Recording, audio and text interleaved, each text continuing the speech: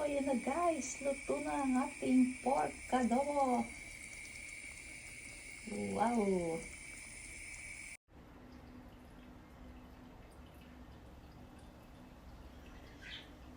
Magluto tayo ng adobo. Yan ang aking karneng minarinate. Kagabi pa yan.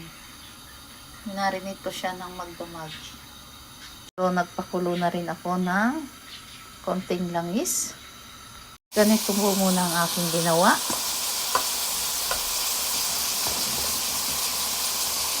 Taka po kayo kung bakit may buto dito sa gitna. Kasi po yung nabili kong karne ay mayroon pong buto. Wala pa ako mabili yung pancetta o yung karne ng taba na may ganire.